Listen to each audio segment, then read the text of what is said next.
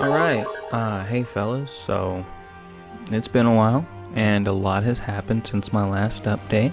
Um, Lost a job, got a job, lost power, lost Wi-Fi, got them back. Don't worry about it, everything's great. It's just been a lot going on, and a lot of other stuff has happened too. Like, the comic has recently come out, the covers for them. I think the second covers have just recently come out too. All I've seen is the covers and the art. I really like these alien designs, but there are some others. Um, I don't want to put my 2 cents into until I'm able to fully read it for myself, but it looks great. Um, They also officially announced a Ben 10 tabletop RPG, which I am reacting to normally and well.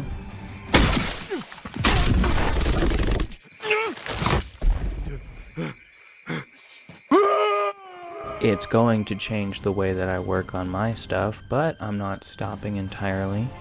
I'm just going to be a little more cautious.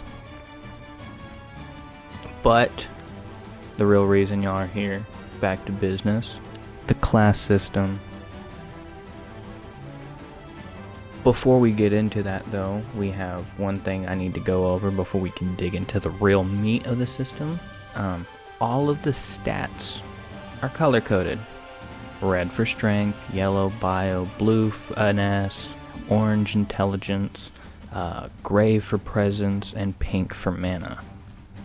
These are also going to tie into your proficiencies, which they will also be color coded. So red, yellow, blue, orange, gray, and pink. They will fit into their according stat. It'll make more sense when we actually look at the classes. But to start, I've scrapped the main core D&D classes, so no more wizards, rogues, or barbarians per se.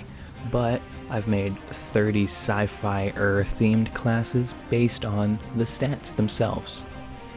So every box, every box, like this first red box, they get a +2 to their strength, and then the color of their name gets a +1. So that first one, the Star Strander, gets a +2 to strength and a +1 to bioenergy. Let's look in a little closer. If you pick a strength focus, you get a +2 to the strength, and then +1 to their respective mod. When it comes to your proficiencies, you're going to get to add 8 points to the major proficiencies, but you can't put more than 5. And then the minor proficiencies, you get 4 to spread, but you can't put more than 3 on one. So here's some examples. If you're making your character, say you've got a human, the strength and bioenergy, boop, 2 +1 becomes a 2. The proficiencies though, some examples, you can add 332, 431, 530. For the minor, you can do 211, 220, 310. You can get any combination out of this. The only rule is that you can't have more than a +5 on a minor or a major, and you can't have more than a +3 on a minor. Those perks. Let's talk about that. So the perk name, it's either going to be a passive combat ability or an advantage on a proficiency roll. So I've taken some inspiration from actual D&D feats or passive abilities just to add for the class themselves. So we've got all of these. I feel like I should have made this a little faster, but I don't really want to describe any of them until they stop moving. Anyways, the first one, Second Wind, funnily enough, is not going to be the actual D&D second wind. It is going to be closer to like Orcish Resilience, where you automatically get up with 1 health when you get downed, so you don't need to be helped up. But that is only once per combat, so you can't just keep falling and picking yourself up. Alert, +5 to initiative. And then your attack spells cause knockback. Trick Shot, add your bioenergy mod to your bioenergy aim rolls. So basically, there are going to be moves that are tied to a specific, like, ability, basically. So obviously, spells are going to be using a mana modifier. Basic melee is going to be using your strength modifier. I'm going to have like some more dexterous or finesse based attacks use the finesse, but also finesse is going to be used more for aiming, like ranged attacks. Bioenergy is going to be your alien powers. And so Trick Shot, you add your bioenergy mod to your bioenergy aim rolls. Anytime you're using your alien power, you can add a bonus to your aim. And 15 feet of land speed, that's just mobile feet. Sharp awareness, that makes awareness rolls are a 10 plus your bioenergy mod. So awareness rolls from the last episode, where you're basically rolling perception rolls for traps and shit before the day starts. This just helps them guarantee a higher roll. Split sorcery, that's just meta magic. The only one that I feel like might be an issue is the very bottom last one, gain an additional 2 action points. I feel like I might have to balance that a little better. Might have to make it just 1 action point, but we'll see. Then advantage on proficiency rolls, the color-coded list, and then an example of at least 1 color for each thing. Advantage on fortitude rolls, you can't get knocked over. Keen eyes, advantage on perception rolls. Fast hands, advantage on sleight of hand. Off-world wisdom, advantage on history. War crier, advantage on intimidation. And mindful mage, advantage on arcana rolls. Got it, bingo, bango. So,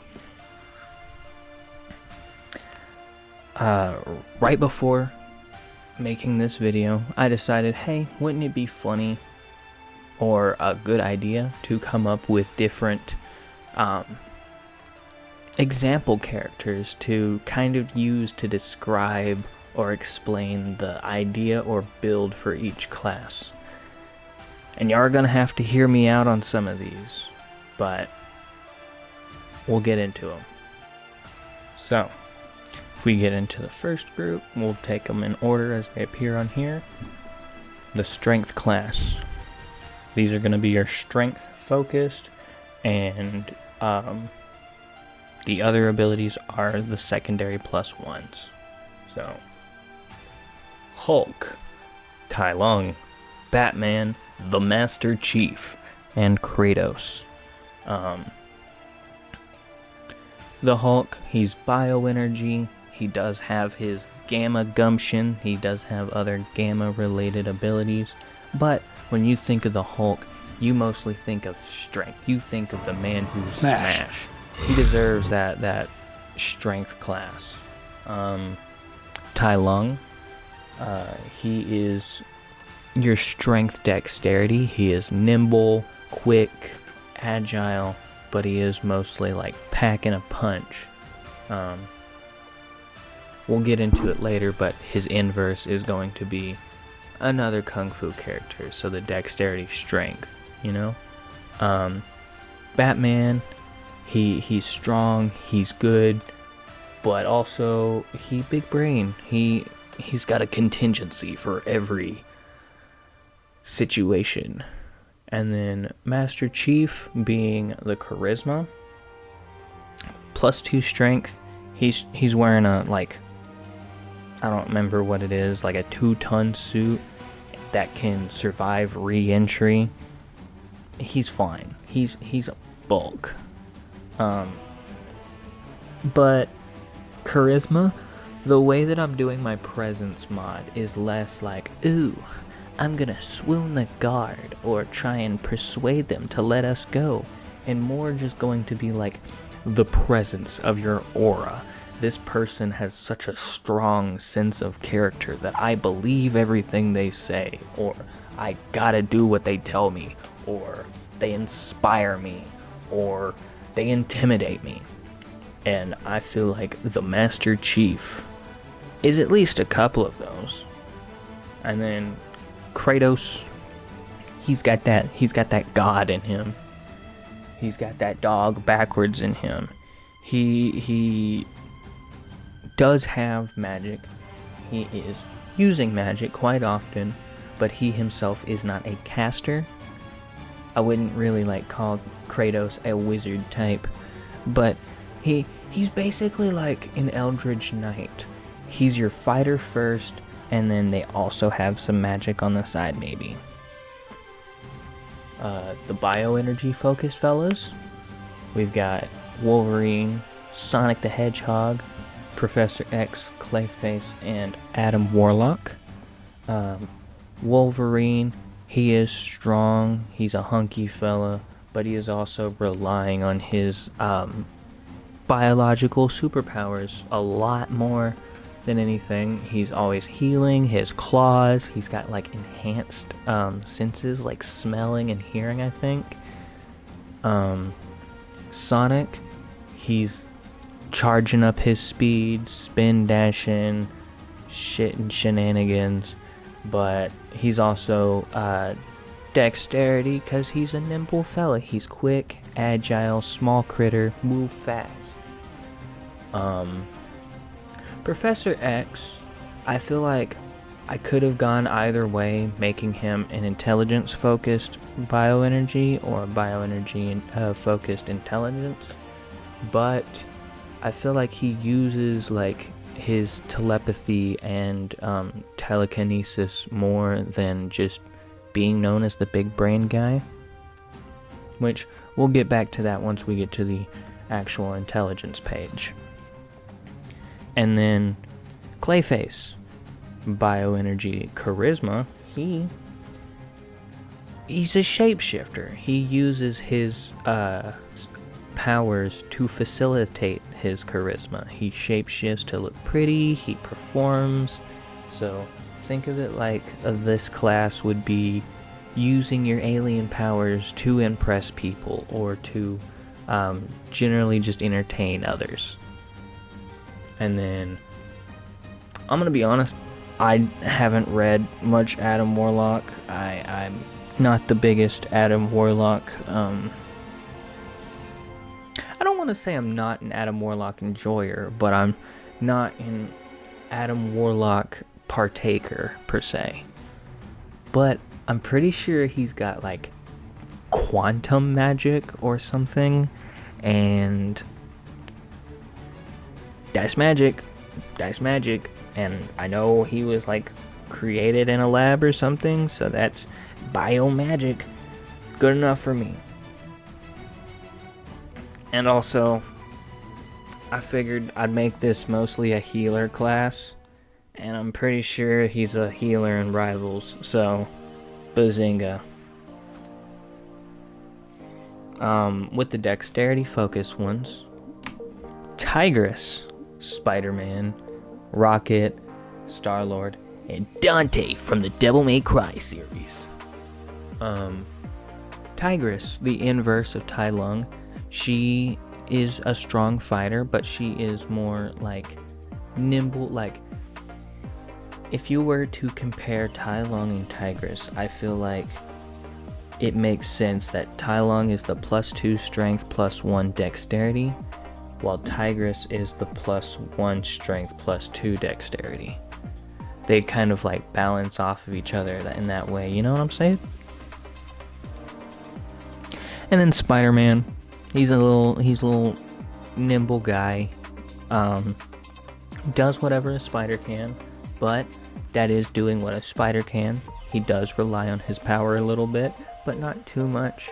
You know, he sticks to walls, he jumps, he's strong, but I see him being more dexterous than relying on his power itself. Rocket, little guy.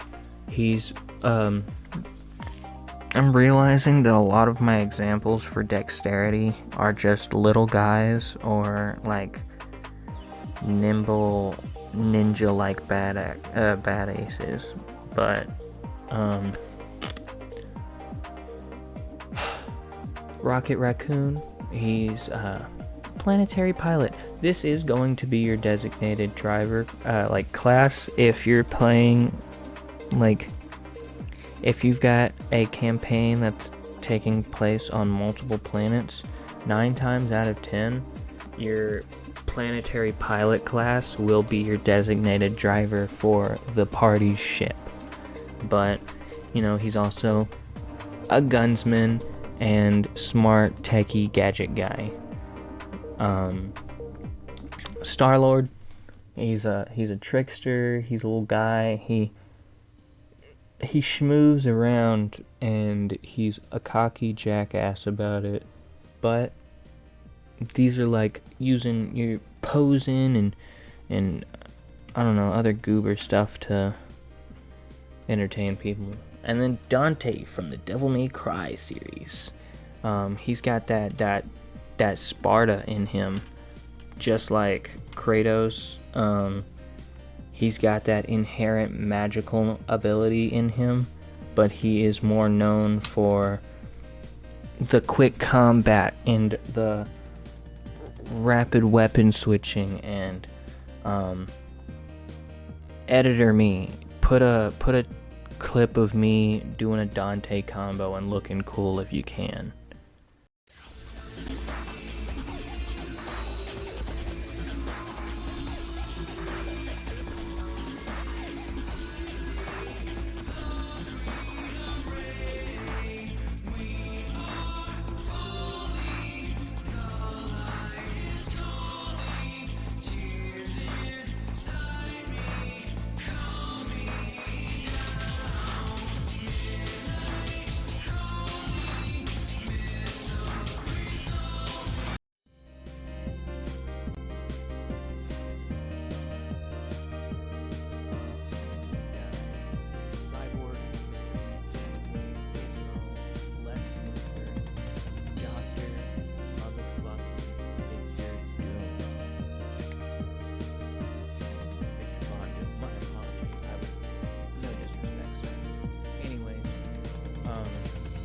Obviously, Cyborg, he's got that strength built in. Mr. Fantastic. See, comparing him and Professor X, both smart characters.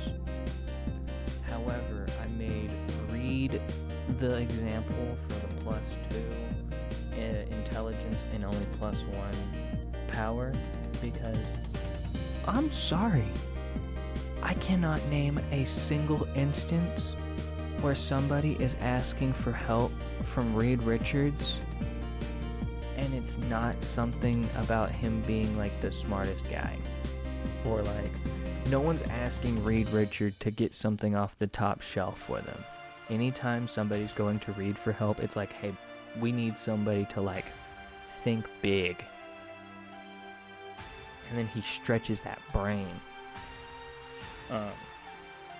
Gizmo, little guy, Teen Titan, or Teen Titan villain, high fella. He's your little tinker. He creates gizmos and gadgets, and oh my god, I should have used the tinker for the tinker class. It's already made, so let's just move on. Lex Luthor, he's a smart fella, but he's also a silver tongue. He's got to make his business deals to make his plans come to fruition.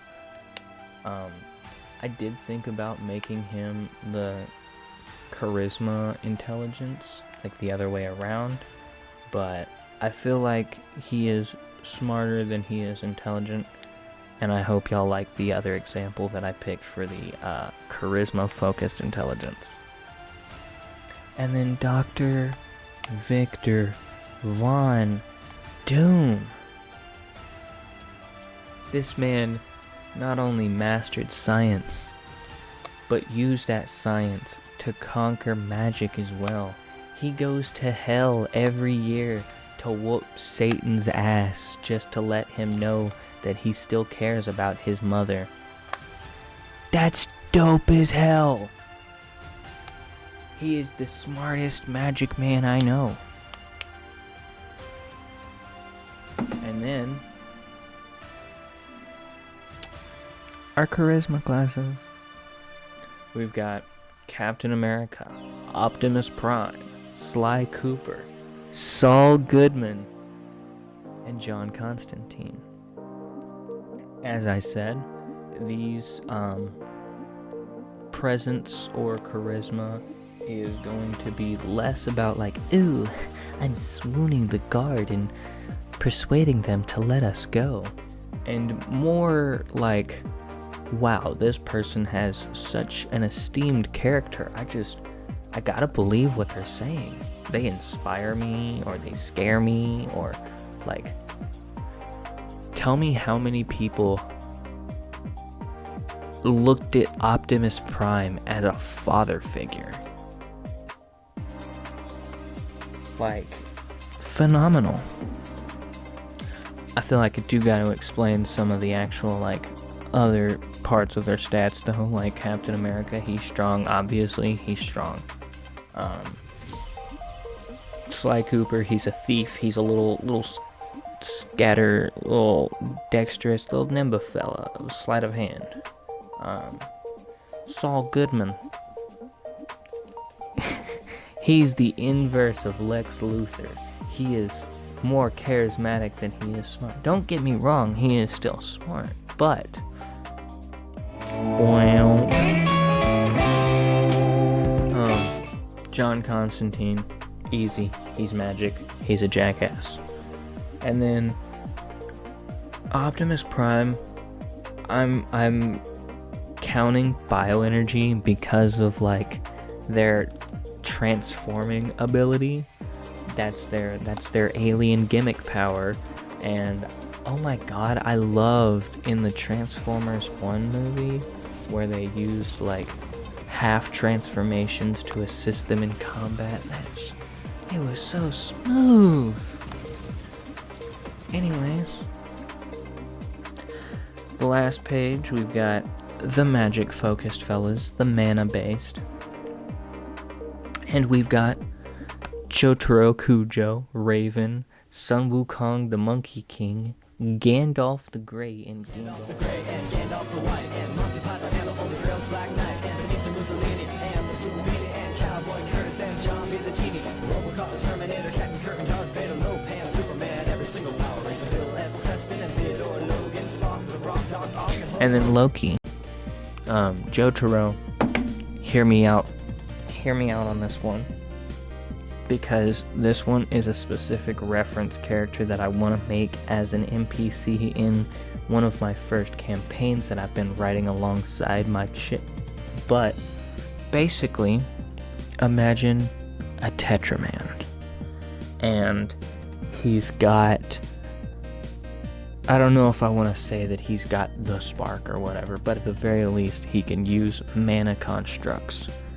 And with these mana constructs, he's constructing more fists around his fists or around his body in general, maybe materializing into a second, like, doppelganger type situation made out of the mana. And it's a stand, a mana-based stand user. And just I want mostly just the scene of like a forearms doing an aura barrage, and that's all. And then Raven Teen Titan, she is definitely magic, but also her magic comes from within because of her demonic bloodline, Trigon, Satan. Anyways, and then Sun Wukong, the Monkey King.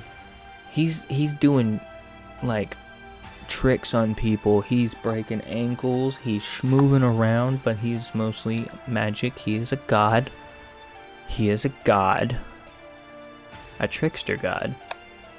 Wait your turn, Loki. And then Gandalf, he's wise. He's a man of the mind. He's seen some shit. He knows some shit. But he's also a great wizard. And then Loki, he's your savant. He's your little smarty, little silver-tongued sorcerer. He do magic, and he used that magic to help his deceit. Those aren't one-to-one, just examples to help get the idea of each class and build across. Of course, each class applies to each species differently due to their starter stats, so when I fully release things, feel free to fiddle around and see what works for best for you, because obviously, like, a Galvin and a Vaxasaurian aren't gonna have the same playstyle if they pick the same class. But that's for later. In the future, Ben 10 related, I'd like to, now that I have shown off like how the alien stat sheets work and how picking a class works, I want to get some like guests or friends or general Ben 10 related fellas on the channel and have them like create a character and make a character sheet for them. If anything, I could use them as little reference background NPCs in a campaign, just kind of stick them in somewhere.